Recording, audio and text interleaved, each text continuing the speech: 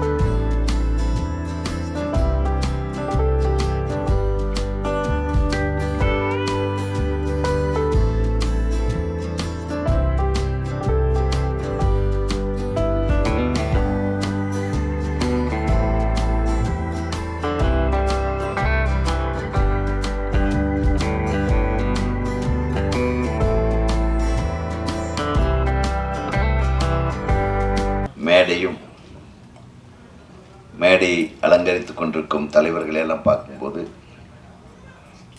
இங்கே பெருந்திரளான கூட்டத்தையும் பார்க்கும்போது இது மிகப்பெரிய படம் என்பதை உறுதிப்படுத்துவதைப் போல இருக்கிறது. மிக மிக அழகான மேடை. அண்ணன் தொல் திருமாவளவன் அவர்கள், அவரை பற்றி சொல்ல வேண்டியதே இல்லை. பழகுவதற்கு மிகவும் எளிமையானவர், இனிமையானவர், பாசமானவர், அன்பானவர், ஒழுக்கமானவர்.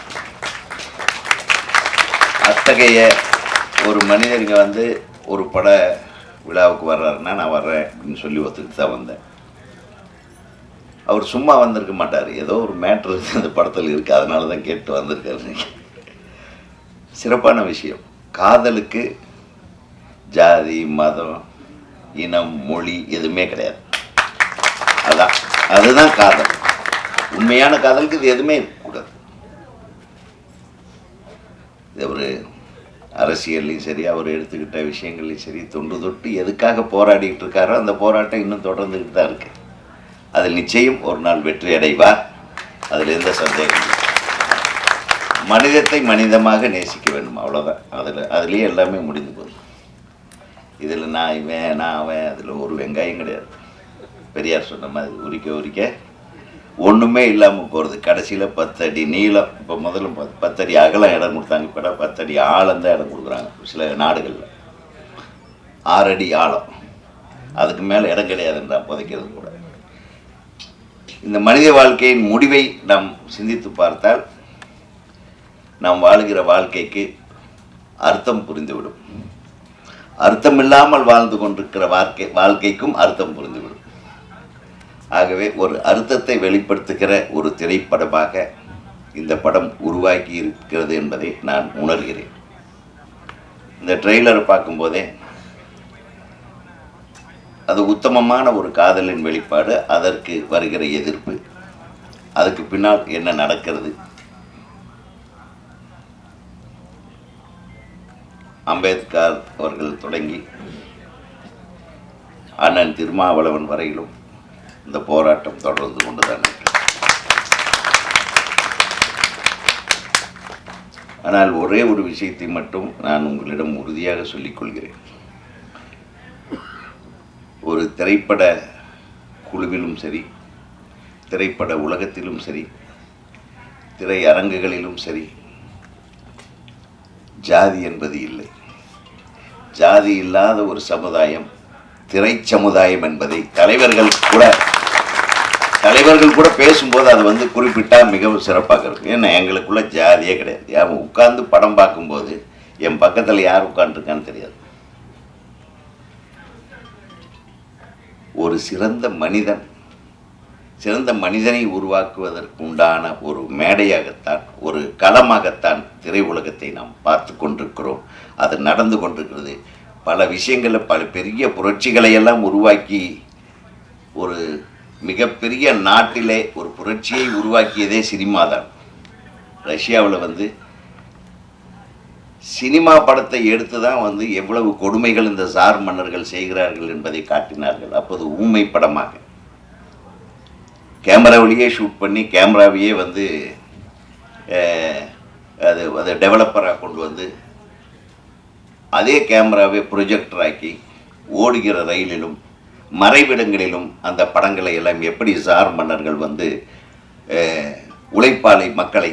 உழைப்பாளர் வர்க்கத்தை வந்து துன்புறுத்துகிறார்கள் என்பதை எடுத்து காட்டிய படங்கள் தான் ஒரு மிகப்பெரிய போராட்டத்துக்கு ஸ்டாலின் அவர்களுக்கும் லெனின் அவர்களுக்கும் உறுதுணையாக இருந்தது. அந்த காலத்திலே அந்த திரைப்படங்கள், அந்த காலத்து திரைப்படங்கள் இது சரித்திரத்தில் இருக்கிறது. நீங்கள் படித்து பார்க்கலாம். இந்த படங்களெல்லாம் நான் பார்த்துருக்கேன். அத்தகைய திரைப்படங்கள் பல நாட்டின் வரலாறுகளையே மாற்றி இருக்கிறது என்றால் நம் நாட்டு திரைப்படங்களும் அதற்கு மாறுபடாது என்று நான் எதிர்பார்க்கிறேன். ஏன்னா நிறைய விஷயங்கள் கமர்ஷியல், பணத்துக்காக படம் எடுக்கிறது, உணர்வுக்காக படம் எடுக்கிறது, உரிமைக்காக படம் எடுப்பது,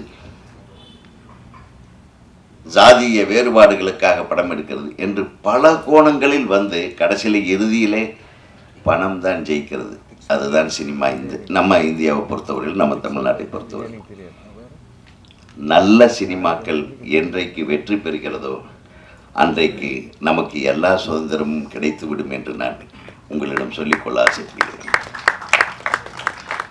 ஒரு நல்ல சினிமாவை உருவாக்கி இருக்கும் அன்பு தம்பி லோகநாதன், பத்மநாபன், அவர் வந்து இவ்வளவு திறமையான இசையமைப்பாளராக இருப்பாரான்னு நான் எதிர்பார்க்கல. மிக அழகாக எல்லா பாடல்களும், மிக அருமையான டியூன்ஸ். நான் வந்து ரொம்ப ரொம்ப மயங்கினேன். அதை பாடல்களாக பாடல் எழுதிய கவிஞர் பேர் என்ன, அரவிந்த், சூப்பராக எழுதியிருந்தார்.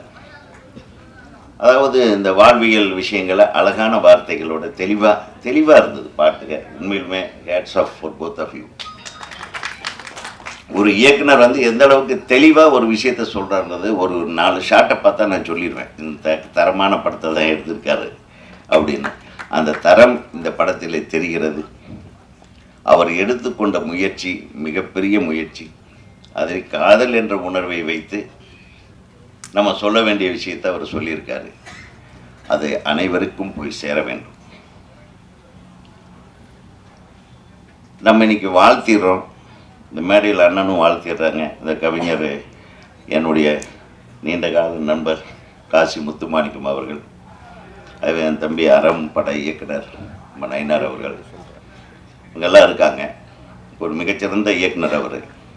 அற்புதமான படங்களை கொடுத்து கொண்டிருப்பவர். அவர் மிகச்சிறந்த ரைட்டர். அவர் தம்பி சிரிக்கிறத பாருங்க, இப்படியே அன்பர் அவருக்கு கைத்தட்டு.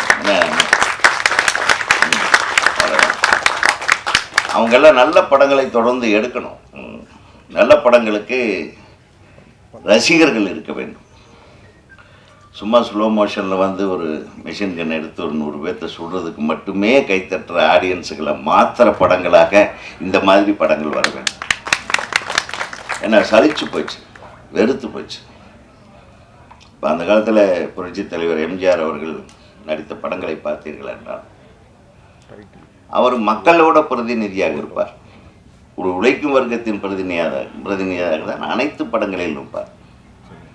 அவருடைய போராட்டம் எல்லாம் பூர்ஷ்வாக்களை எதிர்த்துத்தான், பணக்காரர்களை எதிர்த்துத்தான்.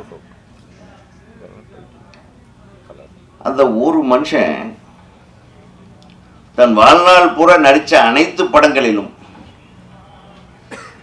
ஏழைகளின் குரலை ஒலித்தவர் புரட்சி தலைவர் எம்ஜிஆர் அவர்கள். அந்த மாதிரி ஒரு ஹீரோ இதுக்கு இருக்க முடியுமா? இன்னைக்கு கையில் சிகரெட்டு, டேபிளில் ஒரு பாட்டிலு, கால் மேலே கால், கையில் ஒரு துப்பாக்கி இல்லாமல் எந்த பெரிய ஹீரோ படமும் ஓட மாட்டேங்குது. அவங்க நினச்சிக்கிறாங்க. இந்த தம்பி இந்த படம் ரொம்ப அழகாக நடிச்சிருக்கார். தம்பி இருக்கார், அவர் ஹீரோ இதே தானே. ஆடாப்பா தாடி வச்சது பாருங்க, ரொம்ப நல்ல. எப்படி இது ரொம்ப நல்ல யதார்த்தமாக இருக்கார். அப்படியே நம்ம ஆரம்ப காலத்தில் பார்த்த ஒரு விஜயகாந்த் மாதிரி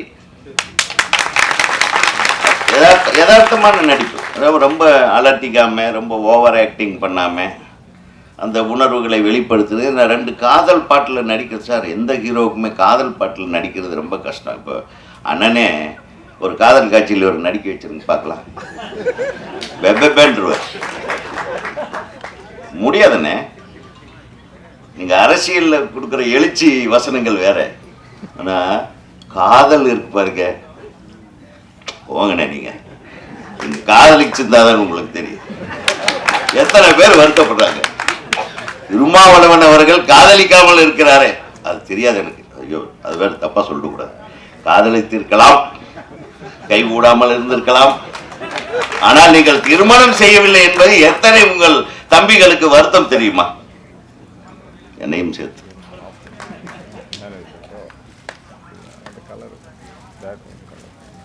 அது ஒரு உணர்வுண்ணே, அதை மிஸ் பண்ணிட்டீங்களோன்னு எனக்கு நான் பர்சனலாக ஃபீல் பண்ணுறேன். சாரி, மேடையில் பேசக்கூடாது என்னவோ, பட் இருந்தாலும் ஓகே. ஒரு அன்பு தலைவனிடம் நான் ஒரு தம்பி கேட்குறேன் சார், காதலிச்சு பார்த்தா தான் சார் அந்த உணர்வு தெரியும், அந்த பிரச்சனை தெரியும். இவருக்கு தெரியும். இப்போ காதலிச்சு பார்த்து நடிச்சிருக்காரு பாருங்க, நடிக்கும் போதே அந்த உணர்வு வெளிப்படுத்து, அதுக்கு வர எதிர்ப்புக்கு எதிர்த்து போராடுறது. இவருடைய காதலியை கொள்ளுகிறார்களோ அடிக்கிறார்களோ, அதுக்கு பின்னால் அவர் ரிவர்ட் ஆகிற அந்த உணர்வு பூர்வமான நடிப்பு உண்மையிலுமே பாராட்டுறேன் தம்பி. நான் சும்மா வந்து பார்த்துட்டெல்லாம் புகழ்ந்தெல்லாம் பேசிட்டு போகக்கூடாது, நான் உணர்வு ரீதியாக சொல்கிறேன். இந்த படம் மிகப்பெரிய வெற்றி படமாக அமைய வாழ்த்து. அந்த பொண்ணு கூட ரொம்ப யதார்த்தமாக, யாருக்கும் பெரிய மேக்கப் கிடையாது, அந்த ஜோடனை கிடையாது, ரொம்ப நல்லா. ஒளிப்பதிவாளர் கூட மிகச்சிறப்பாக செய்திருக்கிறார், மிகச்சிறப்பாக. அந்த குத்துப்பாட்டில் கூட நீ வந்து கண்ணியம் மாறாமல் நீ நடித்திருக்கிற, அது என்ன பாராட்டப்பட வேண்டிய விஷயம். இந்த குத்துப்பாட்டில் இந்த ரோட்ல எல்லாம் படுத்துட்டு, அது கூட ஒரு அழகு இருக்குது, அழகியல் இருக்கிறது. ஸோ இந்த மாதிரி படங்கள் பார்த்து ரொம்ப நாள் ஆச்சு. ஆனால் சமீப காலமாக சில சிறந்த படங்கள், 2 படங்கள் ஓடுது தியேட்டரில். தியேட்டருக்காரங்க தான் சரியாக அந்த படத்துக்கு உண்டான வந்த வருமானத்தை சரியாக செலுத்தாமல் இருக்கிறார்கள் என்ற புகார் ஒரு புறம் எழுகிறது. இந்த மாதிரி சில நல்ல படங்கள் வரும்போது தியேட்டருக்கு கிடைக்க மாட்டேங்குது. கேட்டால் பெரிய பெரிய தியேட்டர்கள்லாம், காம்ப்ளெக்ஸ் எல்லாம், மல்டிப்ளெக்ஸ் எல்லாம் பெரிய படங்களுக்காக அப்போவே புக் பண்ணி வச்சுறாங்க. இதை கொஞ்சம் மாற்ற வேண்டும். யார் மாற்றுவது? சினிமா சுதந்திரமாக இயங்குகிறதா என்ற ஒரு கேள்வி எழுகிறது.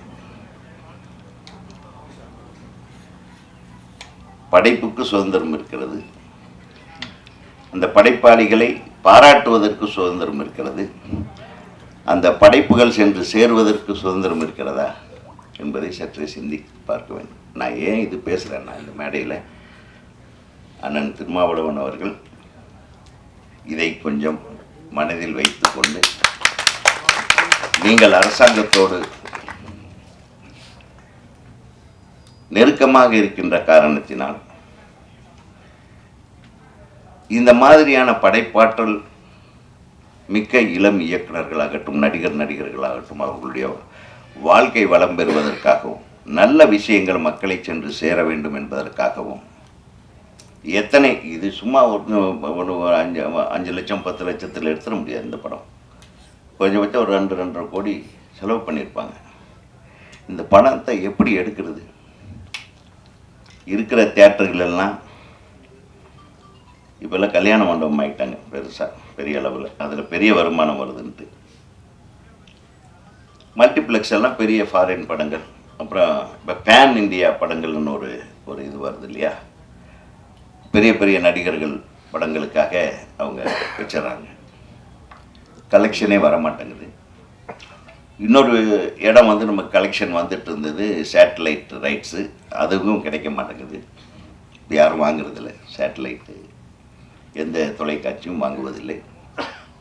அப்புறம் இந்த ஓடிடி என்பது வந்தது, அதுவும் வந்து இதே மாதிரி ஒரு டாமினேஷன், பெரிய நடிகர்கள் படங்கள் மட்டும் வாங்கினாங்க. இப்போ அதுவும் வாங்கிறதில்லை.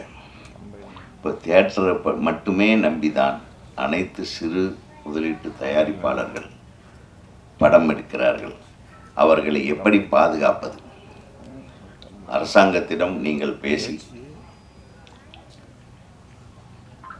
ஒவ்வொரு பஞ்சாயத்துலேயும் அல்லது ஒவ்வொரு நகராட்சியிலையும் சின்ன சின்ன டவுன்கள் எல்லாம் ஒரு 2 தியேட்டர் அரசாங்க நிலத்திலேயே ஒரு 200 பேர் 250 பேர் உட்கார்ந்து பார்க்குற மாதிரியான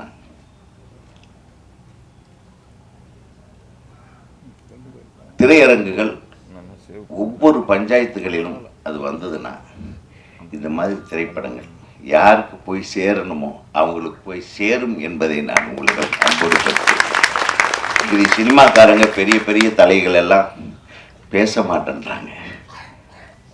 அதனால இந்த மேடையில் இருக்கிற நீங்கள் அதை பேசணும் அரசாங்கத்திடம் என்ற உங்களிடம் ஒரு கோரிக்கையை வைத்து இந்த திரைப்படத்தில் பங்காற்றிய அனைத்து நடிகர் நடிகைகளையும் அனைத்து தொழில்நுட்ப கலைஞர்களையும் வாழ்த்தி இந்த படம் மிக சிறப்பாக வெளிவந்து மக்களை சென்று சேர வேண்டும் என்று கூறி வாழ்த்து கூறி வெளிவருகிறேன்.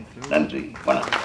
முதல்ல இந்த திரைப்பட குழுவினருக்கு என்னுடைய வணக்கத்தை தெரிவித்துக் கொள்கிறேன். நம் தலைவருக்கு எப்பொழுதும் என்னுடைய அன்பும் வணக்கமும். ஏன்னா இன்னைக்கு இருக்கிற இந்திய சூழலில் இது ஒரு முக்கியமான அரசியல் படம் அப்படின்னு நான் நம்புகிறேன். ஏன்னா ஒரு ஜனநாயகத்தை பற்றி பேச வேண்டிய தேவை இந்தியாவுக்கு வந்து மிகப்பெரிய நெருக்கடியாக மாறியிருக்கும் பொழுது தொடர்ந்து ஜனநாயகத்தை பற்றியான உரையாடல்களை நிகழ்த்த வேண்டிய தேவை தொடர்ந்து இருந்து கொண்டிருக்கிறது. அதனுடைய கலைஞர்களுடைய பங்கு என்பது மிக முக்கியமானது. அந்த அடிப்படையில் இந்த படம் மிக முக்கியமான படம் என்று நான் நம்புகிறேன். அந்த அடிப்படையில் தான் தலைவர் இங்கு வந்திருக்கிறார் என்பதில் நம்மளுக்கு மாற்று கருத்து இருக்க முடியாது. காதலிப்பதே புரட்சி செய்வதற்கு தான், புரட்சி செய்வதே காதல் செய்வதற்கு தான். புரட்சி முடிஞ்சதுக்கு அப்புறம் என்ன பண்ண போகிறோம்? நமக்கு வேலை வந்து காதல் பண்ணுறது தான். அந்த காதலில் பிரச்சனை வருதுன்னு வச்சுங்களேன், அது ஒரு ஜாதி பிரச்சனையாக இருக்கலாம், மத பிரச்சனையாக இருக்கலாம், நிற பிரச்சனையாக இருக்கலாம், இல்லை வேறு ஏதாவது வர்க்க பிரச்சனையாக இருக்கலாம். அப்படின்னா நம்ம என்ன பண்ணுவோம்னா காதல் செய்கிறத நிறுத்திட்டு புரட்சி பண்ண ஆரம்பிச்சிடுவோம். திரும்ப புரட்சி முடிஞ்சதுக்கப்புறம் காதல் பண்ணுறது தான் நம்மளுடைய வேலை. அப்போது மனித சமூகத்துக்கு இடையராத ஒரு வேலை ஒன்று இருக்குதுன்னா அது காதல் பண்ணுறது தான். காதலுக்கு எப்பப்பெல்லாம் தொந்தரவு வருதோ அப்போல்லாம் நம்ம புரட்சி செய்வோம். புரட்சிக்கு எப்பெல்லாம் வந்து ஓய்வு கிடைக்குதோ அப்போல்லாம் காதல் செய்வோம். இப்போ காதலை தவிர மனித குலத்திற்கு வேறு எந்த கடமையும் கிடையாது என்பது தான் இங்கே உண்மையான வேலை. அதுதான் இந்த படம் வந்து மிக அழகாக சொல்லியிருக்கிறது. படக்குழுவினர் அனைவருக்கும் வாழ்த்துக்கள்.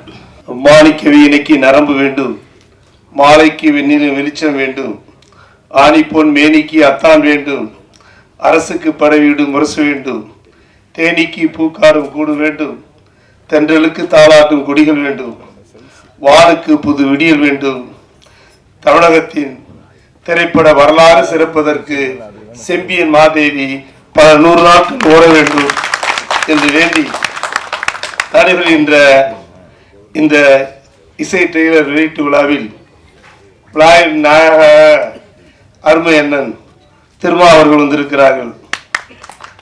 மூக்கு மேல் கண்ணாடி, முகவாயில் கருந்தாடி, நாக்கு மேல் தமிழ் சூடி, நடமாடும் ஒரு தமிழ் திருமேனி, திசைகளை திருப்பி தரும் அண்ணன் திருமா, ஈழ பகைவர்களுக்கு அது திருப்பாச்சி அருவா.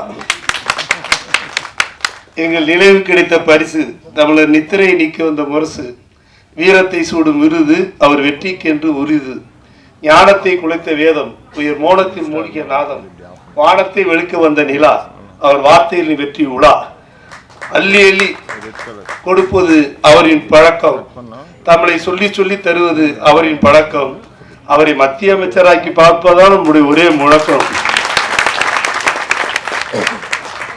அவருக்கு அவர் தொட்டது துலங்கும், கை பட்டது படரும். அதனாலதான் அவரை இங்கே அழைத்திருக்கிறீர்கள். அவரை பொறுத்தவரை அவருக்கு சட்டமன்ற உறுப்பினர் என்ற ஒரு முகம் உண்டு. இங்கே எனது ஆரியின் டைரக்டர் உதயகுமார் அவர்கள் சொன்னார்கள், அவர் திருமணம் செய்யவில்லை என்று ஏங்கினார்கள். உங்களுக்கு தெரியாது, அவருக்கு திருமணம் முடிந்து விட்டது. அவர் பெண்ணை மணக்காமல் தமிழ் மண்ணை மணந்த மனிதன். டாக்டர் கலைஞர் அவர்களே, தமிழ் தாயின் தலைவனாக இருக்கின்ற கலைஞர் அவர்களே, உனக்கு நான் பெண் பார்க்கிறேன் என சொல்லி பலமுறை சொன்னார்கள். என்றாலும் ஒரு குடும்பத்திற்கு இல்லை, இந்த நாட்டுக்கே நான் சொந்தக்காரன் என சொல்லி திருமணத்தை மண்ணை மணந்த அந்த மாவீரன் அந்த மாவீரன் என்பதனால்தான் அந்த மாவீரன் வரிசையிலே மாமாங்கம் உண்டு, மாமன்னன் உண்டு, மகாதேவி உண்டு. இப்போது வந்திருக்கிறது மாதேவி. அந்த மாதேவி படத்திற்கு வந்திருக்கிறார். முதல் போட்டவனுக்கு எல்லாம் நம்பியவனுக்கு நல்லது நடக்கும், இந்த செம்பியனை நம்பினான் என்பதை போல செம்பியன் மாதேவி வந்திருக்கிறது. எனக்கு முன்னால் பேசிய இயக்குனர் சொன்னதை போல திரைப்பட பாடல் வரிகள் என்னை மிகவும் கவர்ந்தன. அதே போல் இசை, நம் நாளமெல்லாம் தாளம், தேகமெல்லாம் ராகம், குருதி எல்லாம் சுருதி, மொத்தத்தில் கால் முளைத்து நடக்கின்ற கிருதி என்று சொல்கின்ற அளவுக்கு அருமை தம்பி, லோகத்துக்கே உயர்ந்த லோக பத்மநாதன் அவர்கள், அவரை பாராட்ட வேண்டும். ஏதோ முதல் படத்தை போல இல்லை, அவர் பல படங்களை இயக்கியவரை போல மிகவும் சிறப்பாக இயக்கியிருக்கிறார். அவருக்கு என்னுடைய வாழ்த்துக்களை சொல்லி, இந்த படத்தை பொறுத்தவரை ஒளிப்பதிவு, பாடல்கள், குத்துச்சண்டை, கத்திச்சண்டை, எல்லா சண்டையும், இந்த வாரம் சண்டை வாரம், இந்த வாரம் காவிய வாரம், இந்த வாரம் பாடல் வாரம் என்று சண்டிகளை சொல்லுவதை எல்லாம் ஒட்டுமொத்தமாக இணைத்ததை போல அருமையண்ணனை பார்க்கின்ற போது சொல்வார்கள் அல்லவா, அவர் ஒரு நல்ல சட்டமன்ற உறுப்பினர் என்று அவருக்கு ஒரு முகம் உண்டு, அவருக்கு பாராளுமன்ற உறுப்பினர் என்று அண்ணன் திருமாவர்களுக்கு ஒரு முகம் உண்டு, சட்டமன்ற உறுப்பினர் பதவியை தூக்கி எரிந்தவர் என்று ஒரு முகம் உண்டு, நாடாளுமன்ற குழு தலைவர் என்று ஒரு முகம் உண்டு, பகைவர்களை எதிர்த்து சொல்லாடுகின்ற ஆற்றலும் என்ற ஒரு முகம் உண்டு, தாழ்த்தப்பட்டவர்களுக்கு பாதுகாப்பு கேடயமாக ஒரு முகம் உண்டு, பிற்பட்டவர்களுக்கு இடஒதுக்கீட்டுக்காக பாராளுமன்றத்திலே குரல் கொடுத்தவர் என்ற ஒரு முகம் உண்டு, ஆன்றதமிழ் கூறுமுகம், ஆய்ந்ததும் தேர்முகம், ஆறறிவி ஊர்முகம், ஆளறி போல் வீறுமுகம், அன்புமலை தூர்முகம், அடியாதாருக்கு வேறுமுகம், அடையாராய் சீர்முகம், இப்படி இந்த தலைவனுக்கு 100 முகம். இந்த 100 முகம் இல்லை என்றால் தமிழ் வாழ்வு ஏதலா ஏறுமுகம் என்று சொல்லுகின்ற அளவுக்கு வருகின்ற அண்ணன் திருமா அவர்கள் கரம் பட்ட இந்த படம் 100 முகம் கண்ட அந்த தலைவனுடைய கரம் பட்டதனால் 1000 நாள் ஓடும் என்று சொல்லி, அழுத பிள்ளைக்கு பால் பிடிக்கும், அரசன் பிள்ளைக்கு வால் பிடிக்கும், கண்ணுக்கு மை பிடிக்கும், கவிதைக்கு பொய் பிடிக்கும், கன்னத்தில் குழி பிடிக்கும், காற்பூந்தல் பெண் பிடிக்கும், தென்னைக்கு கீற்று பிடிக்கும், நெல்லுக்கு நாட்டு பிடிக்கும், அவரைக்கு பூ பிடிக்கும், அணிலுக்கு வால் பிடிக்கும், கல்வருக்கு இரவு பிடிக்கும், காதலருக்கு நிலவு பிடிக்கும், ஊருக்கு ஆறு பிடிக்கும், ஊர்வலத்தில் தேர் பிடிக்கும், தமிழுக்கு லா பிடிக்கும், தமிழகத்தில் உள்ள திரைப்பட ரசிகர்களுக்கெல்லாம் செம்பியன் மாதேவி என்றால் ரொம்ப ரொம்ப பிடிக்கும் என்ற பெயரை வாங்க வேண்டும் என்று வாழ்த்தி வாய்ப்புக்கு நன்றி கூறி விடைபெறுகிறேன். நன்றி, வணக்கம். லோக பத்மநாபன் அவர்களின் படைப்பான செம்பியன் மாதேவி திரை காவியத்தின் இசை மற்றும் முன்னோட்ட காட்சி வெளியீட்டு விழாவை சிறப்பிக்கிற வகையில் பங்கேற்று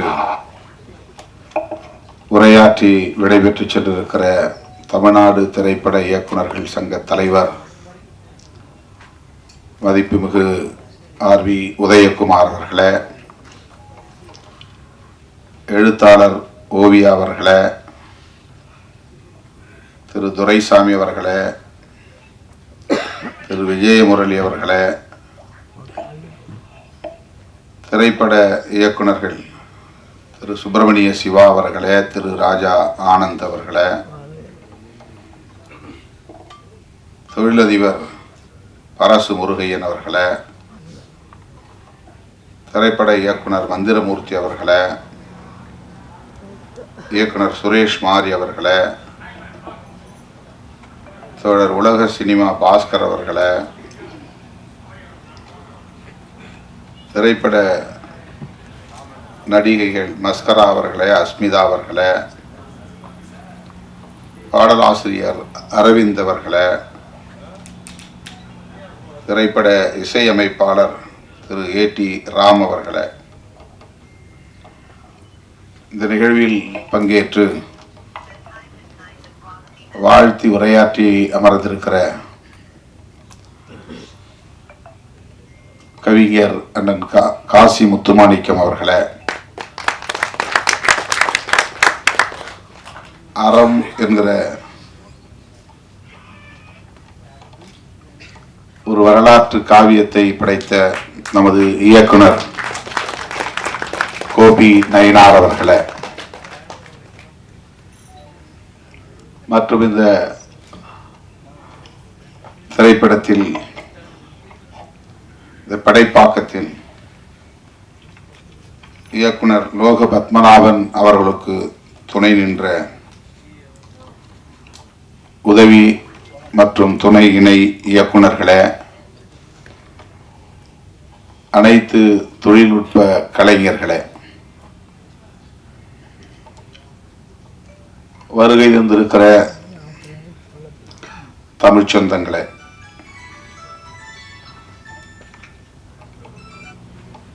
திரு லோக பத்மநாபன் அவர்களே, உங்கள் அனைவருக்கும் என்னுடைய பணிவார்ந்த வணக்கத்தை தெரிவித்துக் கொள்கிறேன். சற்று காலந்தாழ்ந்து வர நேர்ந்தமைக்கு முதலில் வருத்தத்தை தெரிவித்துக் கொள்கிறேன்.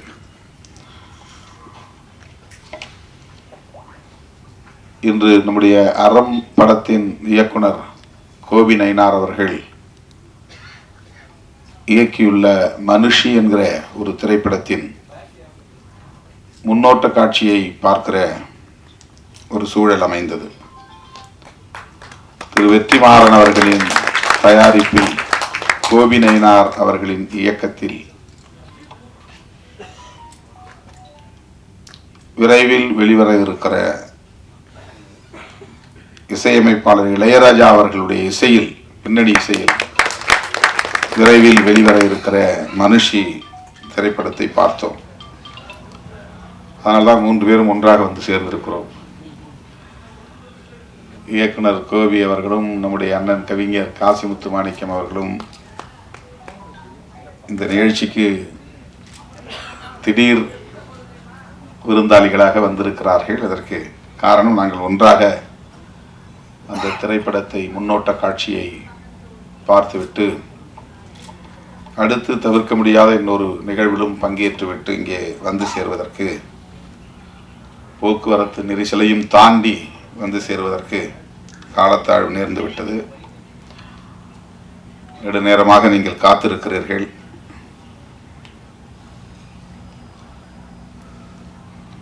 நான் நீண்ட நேரம் எடுத்துக்கொள்ள விரும்பவில்லை.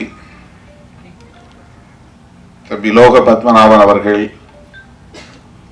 பேசும்போது 2010 நான் இந்த மேடையில் ஒரு உதவி இயக்குனராக ஏறி நிற்கிற வாய்ப்பு கிடைத்தது. 13-14 ஆண்டுகளுக்கு பிறகு ஒரு இயக்குனராக இந்த மேடையில் நான் வந்து நிற்கிறேன். இது ஒரு அருமையான தருணமாக நான் பார்க்கிறேன் என்று தன்னுடைய நெடிய பயணத்தை திரும்பி பார்க்கிறார். இந்த இடத்தை எட்டுவதற்கு ஒரு மாவாங்கம் தேவைப்பட்டிருக்கிறது. 12 ஆண்டுகளுக்கு மேலாக எப்படி இவர் இயக்குகிறார், எழுதுகிறார், நடிக்கிறார், இசையும் அமைக்கிறார் என்று பலரும் இங்கே வியப்பாக கேள்வி எழுப்பினார்கள். அதற்கு நான் விடை சொல்கிறேன் என்று தன்னுடைய போராட்ட வாழ்வை பகிர்ந்து கொண்டார். எத்தனை திரைப்படங்களில் உதவி இயக்குனராக, எத்தனை திரைப்படங்களில் துணை இயக்குனராக, இணை இயக்குனராக பணியாற்றினேன். தமிழை தாண்டி தெலுங்கு போன்ற பிற மொழிகளிலும் நான் பணியாற்றி இருக்கிறேன். 5 ஆண்டு காலம் இசை மாணவனாக பட்டய வகுப்பில் பயின்று தேர்ச்சி பெற்றிருக்கிறேன் என்று தனக்குள்ள தகுதி நிலைகளையும் இங்கே எடுத்துரைத்தார். இத்தனை தகுதிகள் இருந்தும், ஆற்றல் இருந்தும், அனுபவம், பட்டறிவு இருந்தும் தான் எண்ணியதை எய்துவதற்கு, அடைவதற்கு இந்த களத்தில் எவ்வாறு போராட வேண்டியிருக்கிறது என்பதைத்தான் அவருடைய உரை நமக்கு உணர்த்தி இருக்கிறது. 13 ஆண்டுகளுக்கு பிறகு ஒரு இயக்குனராக இப்போது அவர் இந்த மேடையிலே நிற்கிறார். அவர் இயக்கிய, படைத்திருக்கிற அந்த திரைப்படத்தின் இசை தட்டினை வெளியிடுவதற்கான ஒரு வாய்ப்பை எனக்கு வழங்கி எனக்கு பெருமை சேர்த்திருக்கிறார். அதற்காக நான் அவருக்கு முதலில் நன்றியை தெரிவித்துக் கொள்கிறேன். திரைப்படத்தை முழுமையாக பார்த்தால்தான் அதை பற்றி நாம் சொல்ல முடியும். ஆனாலும் அதன் கருப்பொருள் என்ன என்பதை நம்முடைய ஆர்வி உதயகுமார் அவர்களும் சரி, எனக்கு முன்னர் பேசிய அனைவரும் சரி கோடிட்டு காட்டியிருக்கிறார்கள், தொட்டு பேசியிருக்கிறார்கள். தமிழ்நாட்டில் காதல் என்பதும் ஒரு அரசியலுக்கான பேசுபடு பொருளாக மாறி இருக்கிறது. காதலை பற்றியும் பேசி அரசியல் ஆதாயம் தேட முடியும் என்பது தமிழக அரசியலில்தான் முதலாக நாம் பார்க்கிறோம். அரசியல் ஆதாயத்திற்கு காதலையும் பயன்படுத்துவது, அதையும் ஒரு மூலதனமாக மாற்றிக்கொள்வது. ஒருபடி அரசியல்வாதியை தாண்டி சினிமா துறையில் இருப்பவர்களும் கூட நாடக காதல் என்கிற பெயரிலே அதையும் அரசியலாக்கி அல்லது வணிகமாக்கி ஆதாயம் தேட பார்க்கிறார்கள். அவர்கள் அரசியல்வாதியிடமும் கெட்டிக்காரர்கள். அரசியல்வாதிகளையும் தூக்கி சாப்பிடக்கூடிய அளவுக்கு கெட்டிக்காரர்களாக இருக்கிறார்கள். என் பெயரை சொல்லியும் பிழைக்கிறார்கள். பிழைத்து விட்டு போகட்டும் என்று நான் அதை கண்டுகொள்ளவில்லை. எனக்கும் அதற்கும் அவர்கள் சொல்லுகிற பொருளுக்கும் சம்பந்தமே கிடையாது. என் பெயரை சொல்லி ஒரு படம் தயார் பண்ணி அதிலே வணிகம் செய்ய முடியும் என்கிற அளவுக்கு நான் ஒரு மூலதன பொருளாக இருக்கிறேன் அவர்களுக்கு என்று சில நேரங்களில் நான் தோழர்களோடு பகிர்ந்து கொள்வதுண்டு. காதல் என்பது காலம் காலமாக பேசப்பட்டு வருகிற ஒரு உயர்ந்த சொல், சிறந்த சொல். மனிதன் தோன்றிய காலத்தில் இருந்து மனித குலத்தை வழிநடத்துகிற ஒரு வலிமை மிக்க சொல் காதல். யாரும் சொல்லி வருவதில்லை, தூண்டியும் வருவதில்லை. அது ஒரு இயல்பான உணர்வு. அதைதான் ஆர்வி உதயகுமார் அவர்கள் காதலித்து பார்த்தால்தான் காதலை புரிந்து கொள்ள முடியும் என்று சொன்னார். பாடம் எடுத்து புரிந்து கொள்ள முடியாது. அறிவியலை பாடம் எடுத்து சொல்லித்தர முடியும், கணக்கை பாடம் எடுத்து சொல்லித்தர முடியும். அதற்கெல்லாம் ஆசிரியர்கள் உண்டு. காதலுக்கு ஆசிரியர்கள் கிடையாது. அது இயல்பான உணர்வு. அப்படி சொல்லித்தரவும் முடியாது.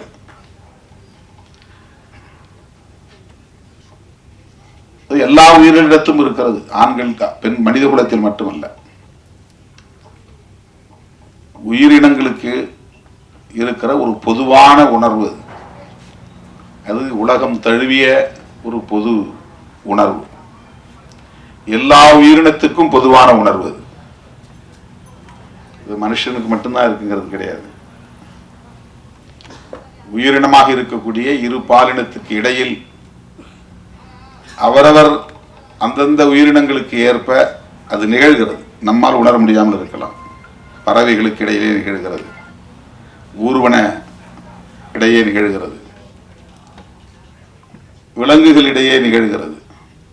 மனிதனால் அது உணர முடியாது. மனிதர்களுக்கிடையே இருக்கிறது. ஆனால் 100 விழுக்காடு ஒவ்வொருவரும் காதலித்துதான் திருமணம் செய்கிறார்களா என்றால் இல்லை.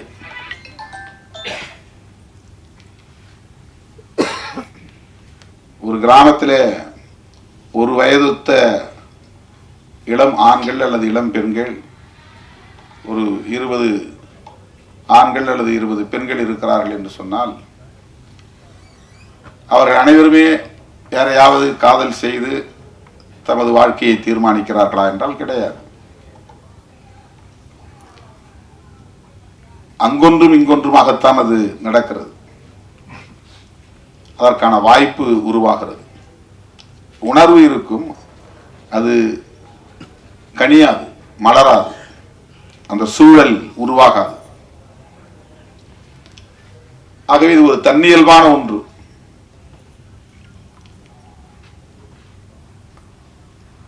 அதனை ஏதோ திட்டமிட்டு யாரோ சொல்லி டிஷர்ட் போட்டால், ஜீன்ஸ் போட்டால், கூலிங் கிளாஸ் போட்டால் பெண்கள் மயங்கி விடுவார்கள், அந்த டிஷர்ட் போட்டவன் பின்னாலேயே பெண்கள் போய் விடுவார்கள் என்பதை போன்ற ஒரு தோற்றம் இங்கே உருவாக்கப்பட்டு அதற்கு ஒரு பெயரை சூட்டி இருக்கிறார்கள், நாடக காதல்.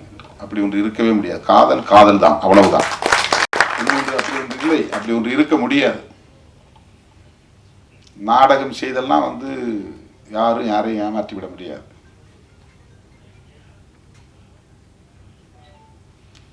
நாம் பெற்ற பிள்ளைகளையே நாம் குறைத்து மதிப்பிடுவதாக ஆகிவிடும். நாம் பெற்ற பிள்ளைகளையே நாம் அவமதிப்பதாக ஆகிவிடும், இழிவு செய்வதாக ஆகிவிடும். யாரையோ பழிப்பதற்காக, யாரையோ இழிவுபடுத்துவதற்காக நாம் பெற்ற பிள்ளைகளை நாம் கொச்சைப்படுத்தக்கூடாது. இந்த விமர்சனங்கள் ஒரு தனிநபருக்கு எதிரான விமர்சனங்கள் அரசியல் ரீதியாக செய்யப்படுகின்றன என்பது ஒரு புறம் இருந்தாலும், பெண்களை, நம் வீட்டு பிள்ளைகளை, பெண் பிள்ளைகளை அது கொச்சைப்படுத்துகிற ஒன்று.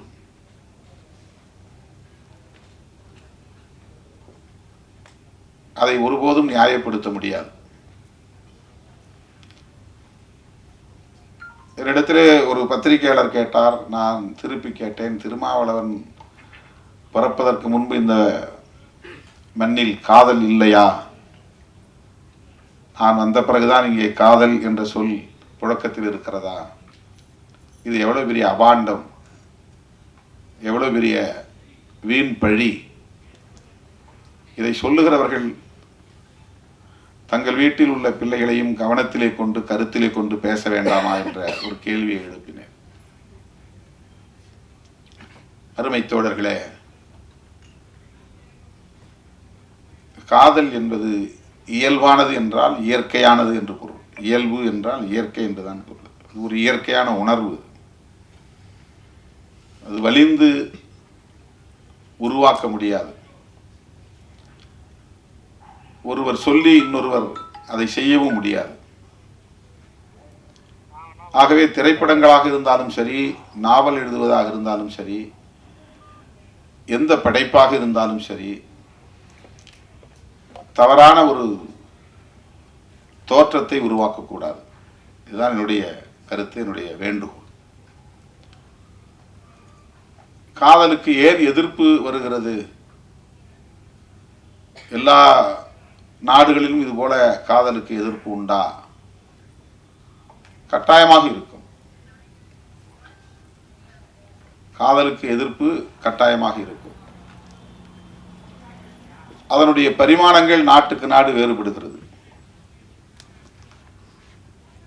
இந்தியாவை பொறுத்தவரையில் ஏற்கனவே இங்கு நிறுவப்பட்டிருக்கிற ஒரு கருத்தியல் காதலை மறுக்கிறது. இனக்கலப்பு ஏற்பட்டு விடக்கூடாது அல்லது சாதி கலப்பு ஏற்பட்டு விடக்கூடாது என்பதுதான் அந்த கருத்தியல். சாதி தூய்மைவாதம் என்பதுதான் அந்த கருத்தியல். சாதி விட்டு சாதி திருமணம் செய்தால் ஒரு சாதிக்கான பாரம்பரியத்தில் களங்கம் ஏற்பட்டுவிடும்.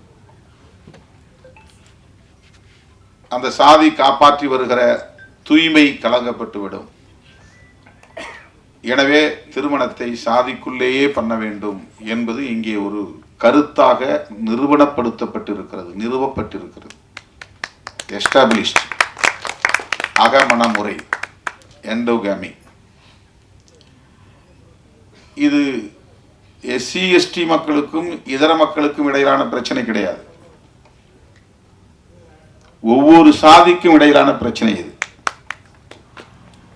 ஒவ்வொரு சாதிக்கும் இடையிலான பிரச்சனை இது. சாதியிலேயே உயர்ந்த சாதி என்று கருதப்படுகிற பிராமணர்கள் தனித்தனி சாதிகளாகத்தான் இருக்கிறார்கள். அங்கேயும் அகமண முறைதான் உண்டு, புறமண முறை கிடையாது.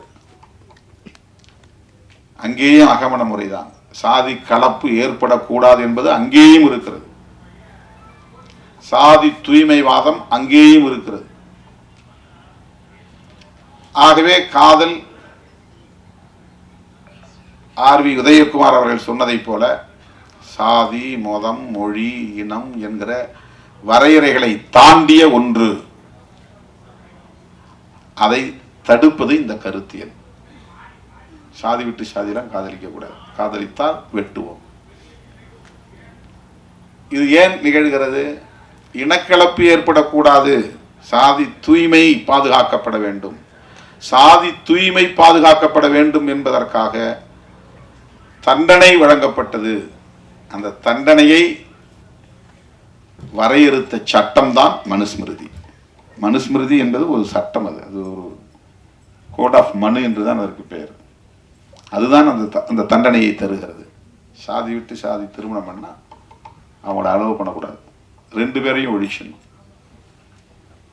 இல்லைன்னா சாதி கலப்பு ஏற்பட்டுரும்.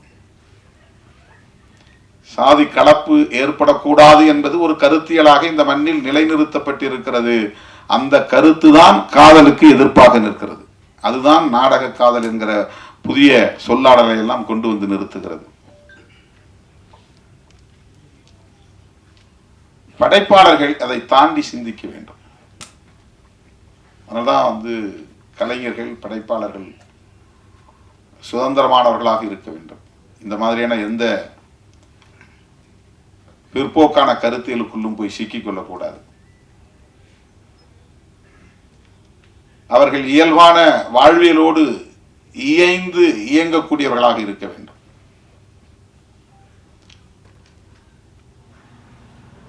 அந்த ஆளுமை உள்ளவர்களால் தான் சிறப்பான ஒரு படைப்பை தர முடியும். அதில் எந்த ஒரு கருத்தையும் ஏற்றக்கூடாது. என் கூட இருக்கிறதுனால நான் சொல்ற கருத்தை தான் சொல்லணும் அப்படின்னு ஒன்றும் கிடையாது. என் கூட இருக்கிற தோழர்கள் அவருக்கு ஒரு சுதந்திரம் இருக்கு. இப்போ அறம் படத்தினுடைய இயக்குனர் கோபி எம்மோடு இணைந்து அரசியல் களத்திலும் பணியாற்றுகிறார். ஆனால் அந்த சாயல் இருக்காது அவருடைய படைப்பில். அதுதான் அவருக்குள்ள ஆளுமை, அதுதான் அவருக்குள்ள சுதந்திரம். இன்னைக்கு படத்தை பார்த்து வந்த நானும் கவிஞர் காசிமுத்து மாணிக்கம் அவர்களும் அவரை பயங்கரமா பாராட்டிக்கிட்டே வந்தோம். இந்த பாராட்டு மழையில் நினைஞ்சு உட்கார்ந்துருக்கிறாரு. இந்த படம் வெளியே வந்தா அவர் யாருங்கிறது தெரியும், எவ்வளவு பெரிய இன்டலெக்சுவல் அப்படிங்கிறது தெரியாது. படம்னா குத்துப்பாட்டு இருக்கணும், படம்னா காதல் காட்சி இருக்கணும், படம்னா சண்டை இருக்கணும், படம்னா வன்முறை இருக்கணும், படம்னா ஒரு வணிக நோக்கம் இருக்கணும் அப்படிங்கிறதெல்லாம் உடைச்சிருக்கிறார். வெறும் டிஸ்கஷன் தான், 2 மணி நேரம் ஒரு அறைக்குள்ள உட்கார்ந்து பேசிக்கிட்டே இருக்கிறாங்க, அவ்வளவுதான். அதான் படம். அவுட்டோர் ஷூட்டிங்லாம் கிடையாது.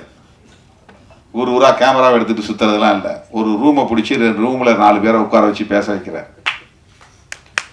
பாட்டு கிடையாது, டூயட் கிடையாது, லவ் இல்லை. இது மாதிரி எந்த பரிமாணங்களும் அதில் கிடையாது. இது படைப்பாளர்களுக்குள்ள ஒரு ஆளுமை. இது அதில் அவர் என்ன சொல்ல வர்றாருன்னா, மக்களை அறிவியலோடு இணைந்து வாழ கற்பிக்க வேண்டும். அறிவியல் என்ன சொல்ல? அறிவியல் சொல்றதுதான் யதார்த்தமான உண்மை.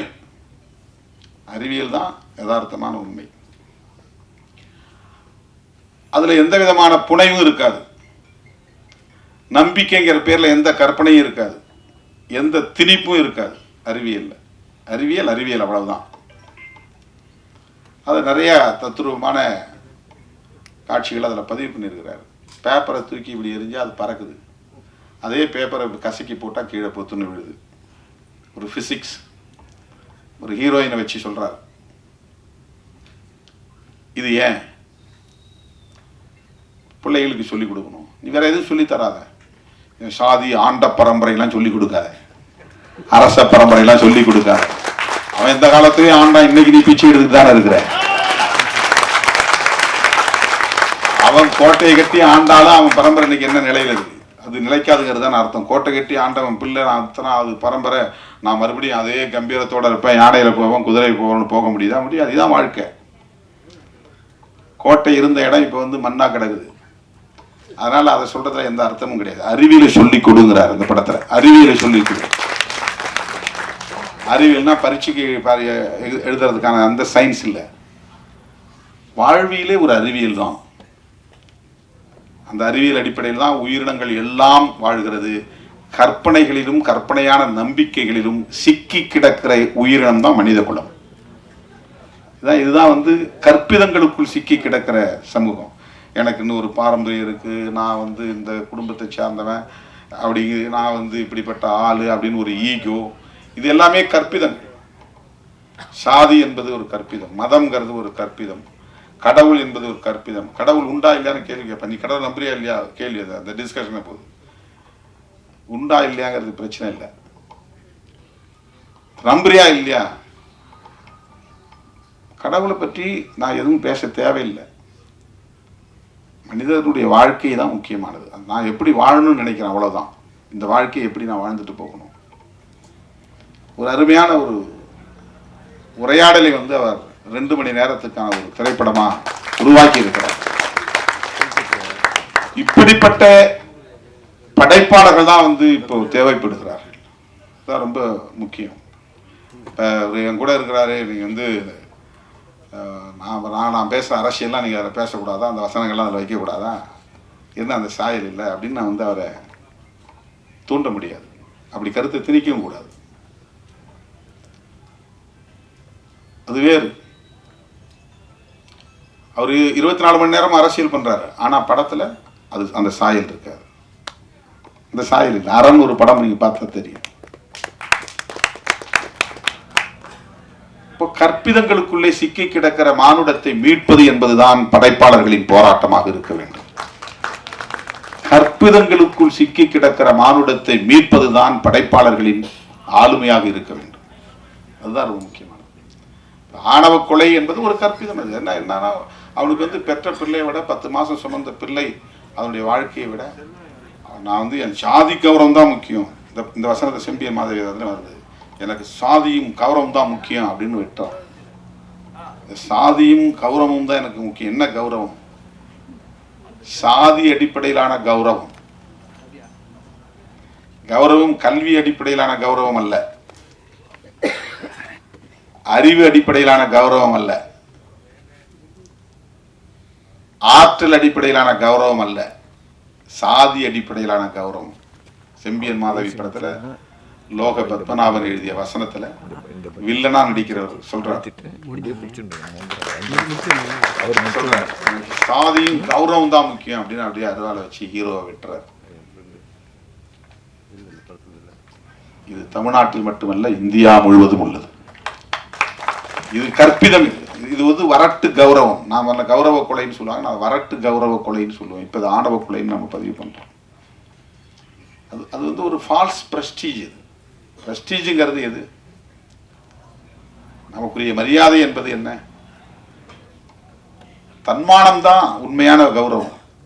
என்னுடைய தன்மானம் தான் முக்கியமானது. ஒரு டிக்னிட்டின்னு சொல்றோம், அந்த டிக்னிட்டி தான் முக்கியமானது. அதை எப்போது பெற முடியும்னா ஒரு தெளிவு வாழ்க்கையை பற்றிய, மனித குலத்தை பற்றிய, அறிவியலை பற்றிய தெளிவு வருகிற போதுதான் அது நமக்கு புலப்படும். அது நமக்கு புலப்படும். ஆகவே செம்பியன் மாதேவி ஒரு ட்ரெய்லர் தான் போட்டிருக்காரு, முழு படம் நம்ம பார்க்கல. அதில் வரக்கூடிய காட்சி, அதில் வரக்கூடிய வசனம், காதலுக்கு எதிர்ப்பு சாதியின் பெயரால் இருக்கிறது, அதை பற்றி அதில் பேசப்படுகிறது என்பதை நம்மால் உணர முடிகிறது. இதை ஏன் திரும்ப திரும்ப பேச வேண்டும்? எதற்காக இதை திரும்ப திரும்ப நாம் படமாக்க வேண்டும்? திரும்ப திரும்ப விவாதிப்பதன் மூலம்தான் ஒரு பிரச்சனை தீர்வை எட்டுகிறது. மீண்டும் மீண்டும் உரையாடல் தேவைப்படுகிறது. நாம நிறைய காலத்துல, கடந்த காலங்களில் அரசியல் என்னன்னா, காஸ்ட்டை பற்றிலாம் பேசக்கூடாது, நமக்கு காஸ்ட் கிடையாது அப்படின்னு தள்ளி விட்டுருவாங்க. சாதி பிரச்சனை பத்தி பேசக்கூடாது, நம்ம இடத்துல சாதி பிரச்சனை இல்லை. ஆனா இருக்கு, உண்மையில் இருக்கு. மனுஷன் பிறந்ததுல இருந்து சாகர வரையிலும் அவனை அறியாம அவனை வழி நடத்திட்டு இருக்கிறது சாதி உளவியல். இந்திய மண்ணை பொறுத்தவரையில அவன் உடுத்துறதிலிருந்து உண்ணுவதிலிருந்து உறங்குகிற வரையில் அவனை அறியாமல் அவனை வழிநடத்துவது சாதி உளவியல். இது டிஎன்ஏலே அதுக்கான கட்டமைப்பை போட்டான். நான் சாதி ஒழிப்பை பேசினா கூட என்னை ஏதோ ஒரு சக்தி இயக்கி கொண்டிருக்கிறது. அதில் டாமினன்ட் ஆதிக்கம் செலுத்துவது சாதியாக தான் இருக்கு. நான் யாரோட உறவாட முடியும், நான் யாரை நட்பா வச்சுக்க முடியும், எனக்கு யார் அக்சஸா இருக்கிறாங்க, ஈஸி அக்சஸா இருக்கிறாங்க. இந்த சமூகம் அப்படி கட்டமைக்கப்பட்டிருக்கு. அந்த மாதிரி தான் நண்பர்கள், அந்த மாதிரி தான் உறவுகள், அந்த மாதிரி தான் இயக்கம் நடவடிக்கைகள் இந்த மண்ணில் அமைக்கப்பட்டிருக்கிறது. நாம் ஏன் இதை வேண்டாம் என்று சொல்லுகிறோம்? இதற்கு ஒரு நீண்ட நெடிய கசப்பான அனுபவங்கள் இருக்கிறது. நான் மட்டும் சொல்லவில்லை, ஐயன் திருவள்ளுவன் சொல்லி இருக்கிறார். 2000 வருடங்களுக்கு முன்னால் காதலை வாழ்த்துகிறார், சாதி ஒழிகை என்கிறார். இது ஐயன் திருவள்ளுவருடைய நிலைப்பாடு. அதற்கும் பின்னால போனால் கௌதம புத்தரும் அதுதான் சொல்றாரு. கௌதம புத்தர் ஏதோ ஒரு மதத்தை உருவாக்கிய குரு என்பதை போல, மடாதிபதி என்பதை போல இங்கே காட்டப்படுகிறது, அல்லது கடவுள் போல காட்டப்படுகிறது. கிடையாது. இந்த மண்ணில் சமத்துவம் இல்லை, சமத்துவத்தை உருவாக்க வேண்டும் என்பதற்காக ஒரு கோட்பாட்டை உருவாக்கியவர் கௌதம புத்தர். சுதந்திரம், சமத்துவம், சகோதரத்துவம் என்பதுதான் பௌத்தத்தின் அடிப்படை கோட்பாடுகள். அரசமைப்பு சட்டத்தில் பிரியாம்பிள் என்கிற முகப்புரையில அம்பேத்கர் அவர்கள் எடுத்து கையாளுகிற இந்த சொற்கள் பகவான் புத்தரின் போதனைகளில் இருந்து நான் எடுத்து கையாண்டது என்று புரட்சியாளர் அம்பேத்கர் அவர்கள் விளக்கம் தருகிறார். பிரெஞ்சு புரட்சியிலிருந்து நான் எடுக்கல, அவருடைய போதனைகள் இருந்து. ஆகவே அவரும் இந்த சாதியின் பெயரால் இருக்கிற சமத்துவமின்மையை எதிர்க்கிறார்.